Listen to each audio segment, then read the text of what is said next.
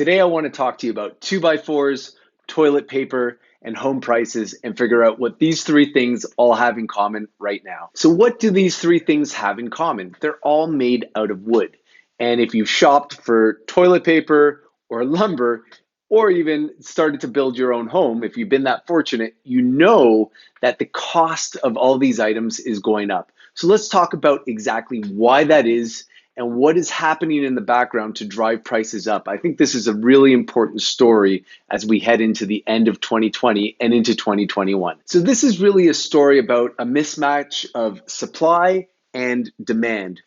Early on when the pandemic hit, lumber producers decided to cut production. In fact, some of the major mills in Quebec stopped production altogether, anticipating a major slowdown in demand for wood.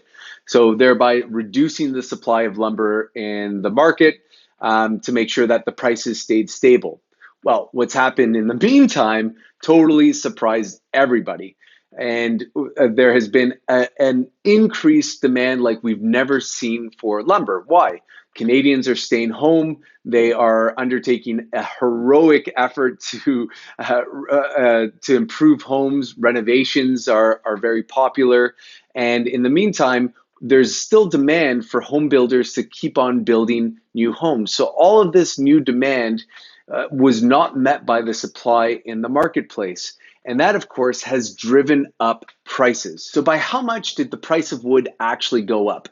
Back in March, the composite price of wood per board foot, they call it 1,000 board feet of wood is the composite price, was just under $400. That was back in March pre-pandemic.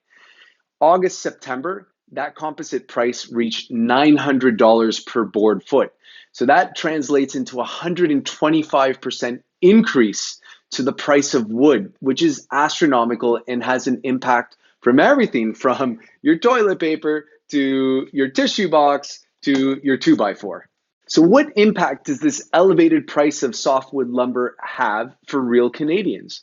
Well, for one, if you're building a new home, it's estimated that on average, it will cost you an additional $10,000 for the price of wood. But it's not just anybody building their own home. Think about the condo developers as well.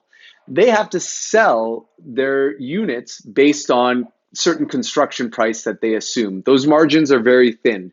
Now with the cost of the increase of wood, that margin got thinner, and it's so bad that some developers are even having to cancel their projects, which is terrible for buyers. But there is some good news. The Canadian Forest Industries is reporting that in October, the composite price of wood is dropping from that $900 high to about $760.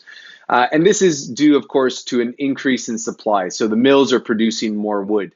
However, they are expecting that come January 2021, this drive for home renovation and new construction and the TP hoarding that's happening is going to drive up the price again. So this may very well be the new normal to have this price hovering around $900 as the composite price for wood.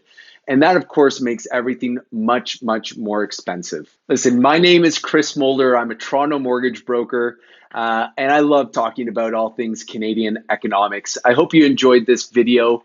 If you have any specific questions, feel free to drop me a direct message. You can find me at TryDAC Mortgage on anything, LinkedIn, Google, Facebook, Twitter. You'll find me there regularly. I hope you enjoyed the video and this conversation about wood, toilet paper. Thanks for joining. Bye for now.